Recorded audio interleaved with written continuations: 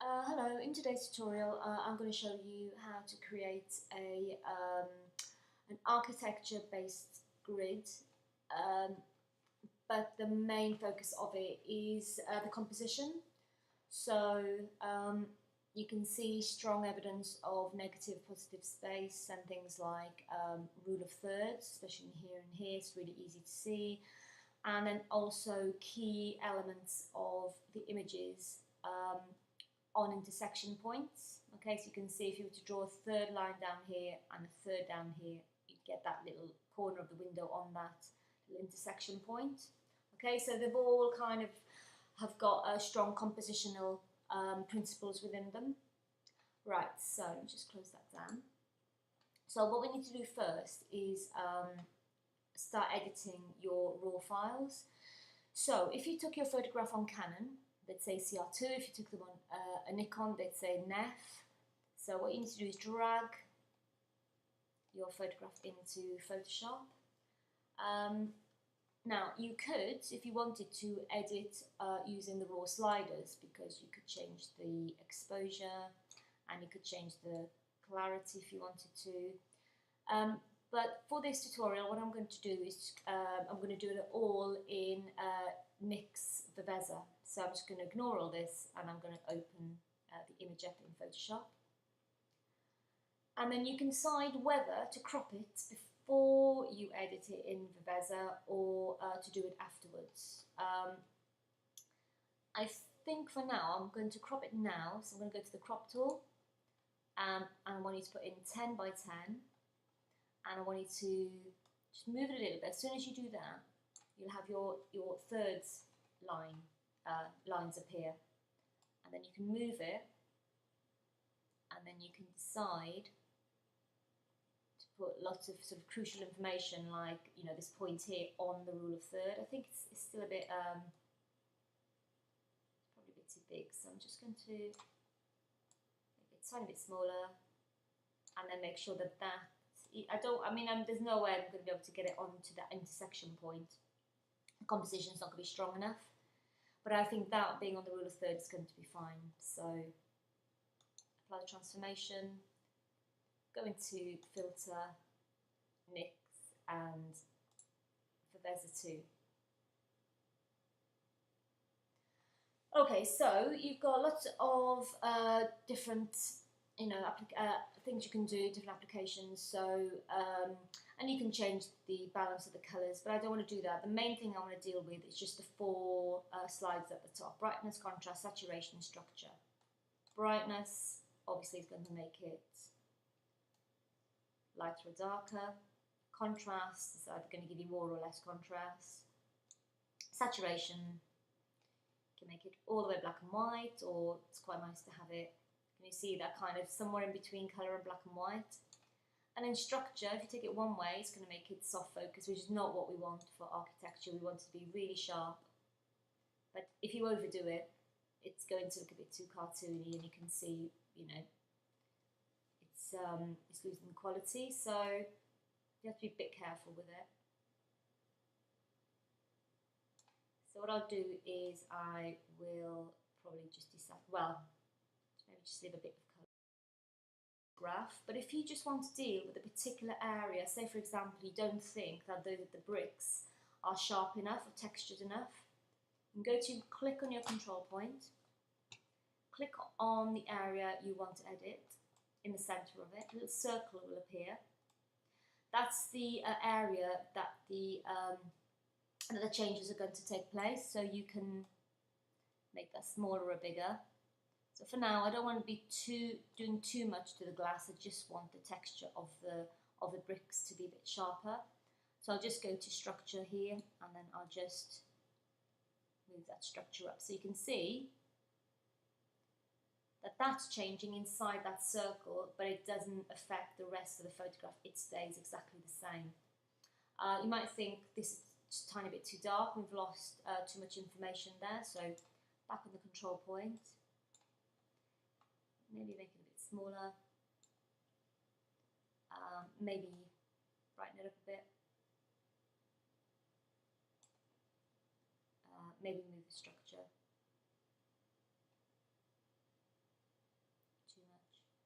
Okay, so that's what's really good about Viveza, is you can just pinpoint different sections within the image, edit them, and then leave the rest of the photograph exactly as it is. Okay. Once you're happy and you've made all those changes, you press OK.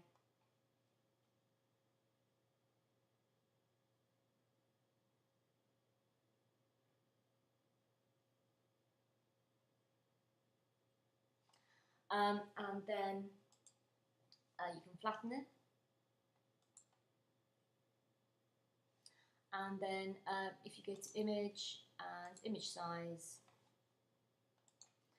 and what I'd like is for each of your boxes to be 10 by 10. If they're not changing, so for example, can you see if I change that to 12, the height will change to 12. So I'll just change it back to 10. If it's not, if one is moving and the other one isn't, check to see that your constraint proportions box is ticked. Okay, and then the resolution is 300, and I want you to keep to a 300 resolution for everything all the way through, and then we'll just save it. Save as.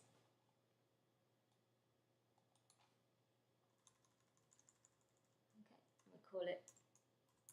You can call it grid if you want, grid 1, grid 2, grid 3, whatever. I'm just going to call this building 1 for now. Save it on the desktop.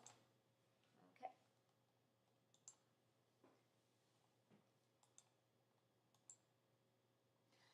Now for these photographs here, for these images, can you see that you've got like a solid block of colour? And this one, I've got a solid block of colour and a slightly more kind of I don't know, sort of misty, less strong, more transparent colour in here. So let's just use this. Well, tell you what we'll do. This photograph here that I've just done, this building one, that's 10 by 10. I've saved it 10 by 10. So what I would do is I'd go to File, New, change it to centimetres, so I can put in 10 by 10.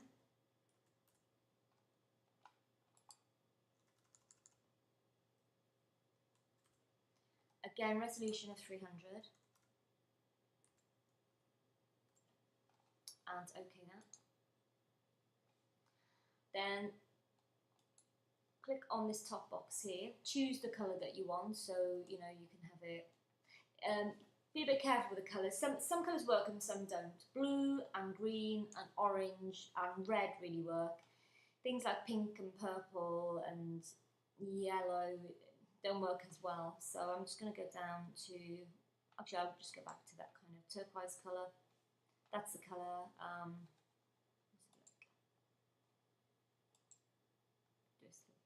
trying to get it quite similar. There we go. Once you find the colour that you want, like for example, if it was that colour and I said OK, can you see that the colour would change? So let's go back. So we're going to go somewhere here. OK. There's the colour, and then you're going to paint bucket. Use your paint bucket to get that colour in there. Now if you can't see that little symbol, it might be because it says gradient tool instead. So all you do is you press on your arrow, this will come up, choose paint bucket, and then click. Okay, and then that will turn it into a solid block of colour. Back to the drag tool, and then file. Now on your computer, it might say place embedded, so it's the same thing, so that's what you'd click. And mine was called building 1 and place. Okay, that image will be on top of it. Apply the transformation. Make sure that it's this building that's highlighted in blue. Go down to this little symbol here, which is the layer mask. Click on the layer mask, click inside the layer mask, and then make sure that that little box here is black. If it's not, click on it, select black, OK, and make sure that that's there. Okay, and then what you're going to do is you're going to paint in the sky, and effectively you're rubbing out the sky and letting the block colour underneath come through. Now you've got to select that sky. There's two ways of doing it. you could see if the quick selection tool, so I'm just clicking it here, will pick up. I mean, it's pretty good, but can you see it's missed this little bit out here. So to get rid of those little moving dots, marching ants I call them, you press Command and D, and your other option is to go into your lasso tool, choose the polygon, and then click and drag, click and drag, and you could be very, very careful.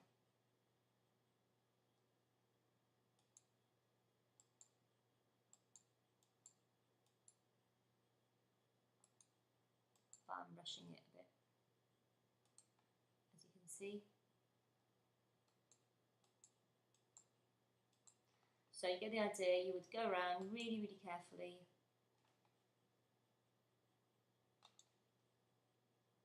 Until you get back to the start. You get your box of marching ants with your brush.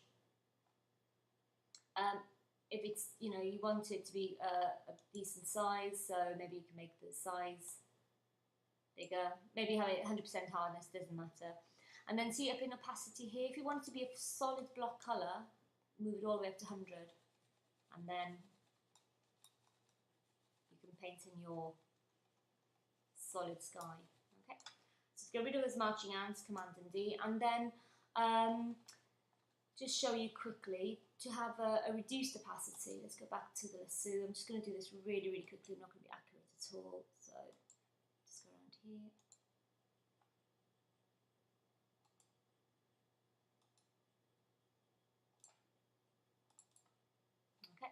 And if I was to move, go back to the brush, and if I was to move the opacity down to 25% or so. Okay, so it doesn't come through as strongly. You can still see the greyness of the image on top. Okay, so that's how I did that section. So Command and D. I'm just going to close that. Okay, so at this point, what you're going to be doing is 9 different sections of rooftops using mostly NYX Veveza, but you can use that technique as well to give you some kind of solid colours in your photographs. And now you're going to put them into a grid. So each of these have been saved 10 by 10. So what we're going to do is File, New, back to centimetres, and then put 30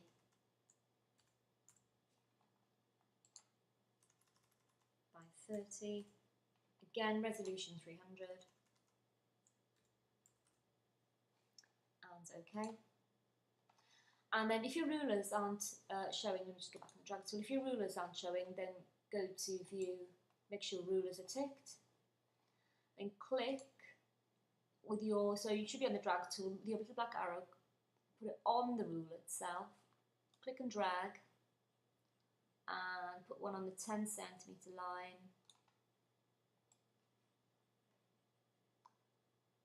and the 20 centimetre, and then again one with 10, and one with 20. What you're going to do now, it's up to you how, you know, you might just arrange them as a little grid here first, and then you know which one they're going to go into. That might be quite a good idea, that you can see them. I mean, at the moment, these are two kind of similar in tones, and we've got too many strong colours at the top, so I would need to change that round. But basically, you go to File, Place, or Place Embedded, find your first image and place it, and then move it to where you want. So for now, I think using the rulers are useful for the sort of first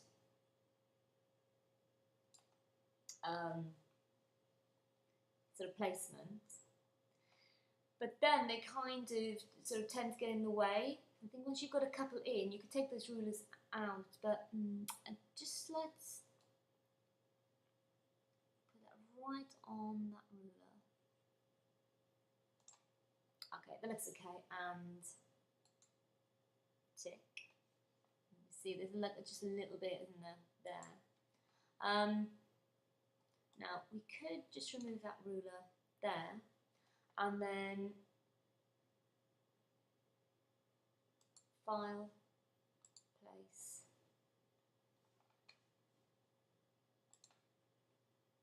Choose the next one you would want to put in. And then you can sort of just line it up by eye.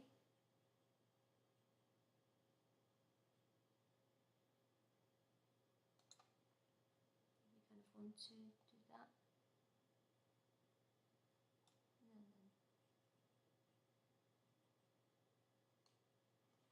Okay, so if I want to go back to that first one that I've just done, the one before, let's just apply that.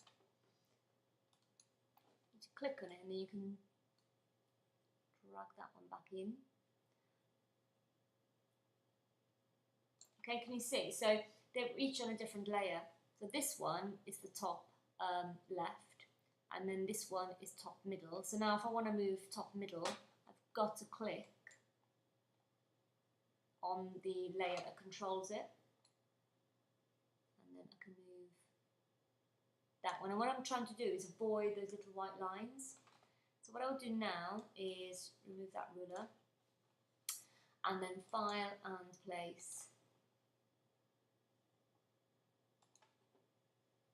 Whichever one's going to go into the top right.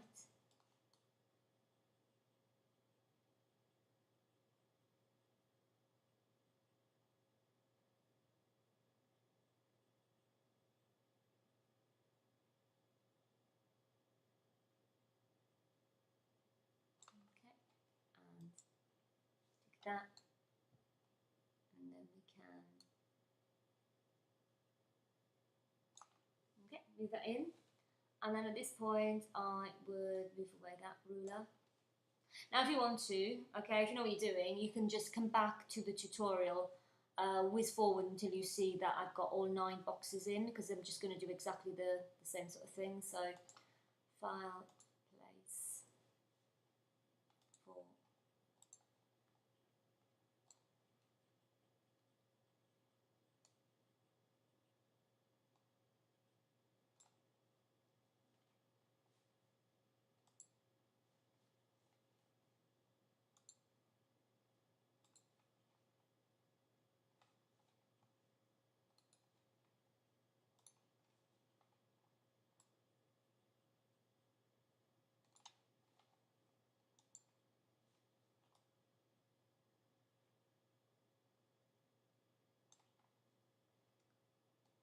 Back to that one.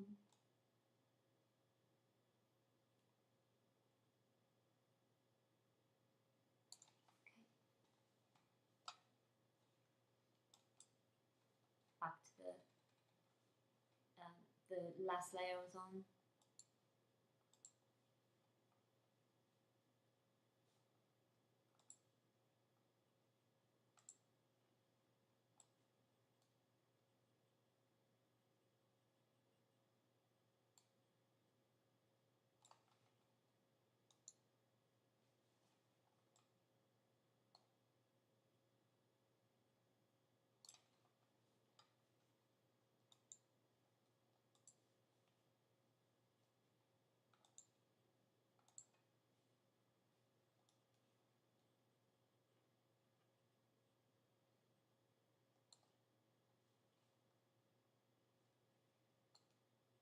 Actually, probably would have been a better idea to remove that ruler before I did that, but we'll just place for now.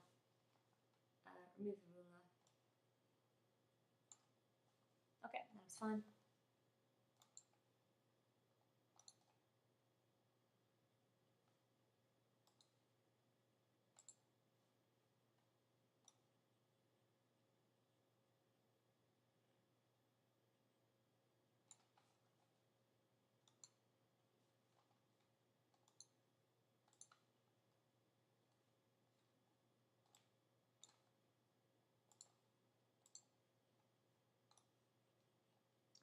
And then the final one.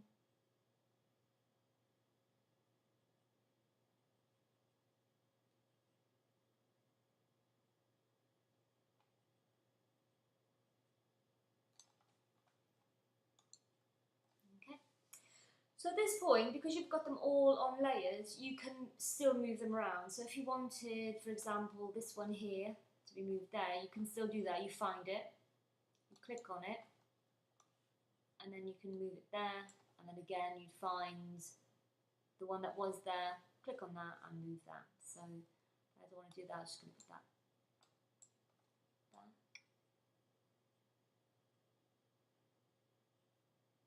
Okay.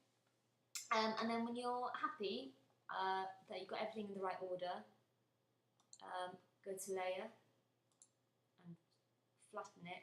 And then if you do have these kind of extra Alcacina, that's not, so you need to be 100% sure that you don't have little white lines, because once you flattened it, that's it. So, but these outside white lines, what you can then do is crop.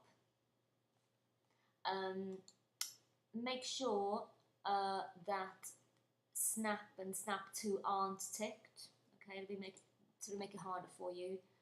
And then I've got a 10 by 10 here, so it's going to stay in proportion anyway. And then you can just take off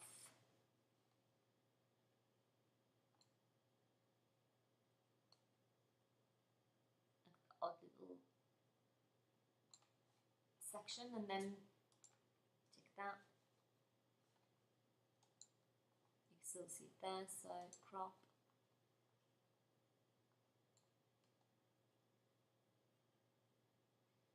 Actually, what I did last time was I took it from the bottom, so this time I'll just take it a little bit from the top. Just tiny bits. So go back to the drag tool. Yeah, that's fine. And then so you are going to right click, duplicate the layer. Okay. Go down to FX, stroke. That's going to say inside, and that can say 2 pixels. And OK that. And then File, and Save As, and then you can call it Completed Grid or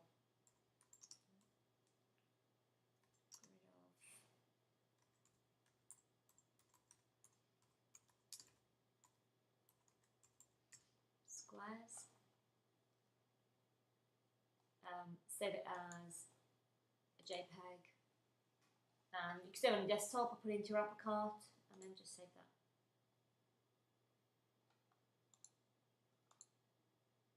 Okay, and so obviously you know, it's going to take a lot of, to do it well. Anyone can do it, but to do it well, you have to really concentrate on your placement, your composition, and careful editing. Okay, and that's it. That's the end of the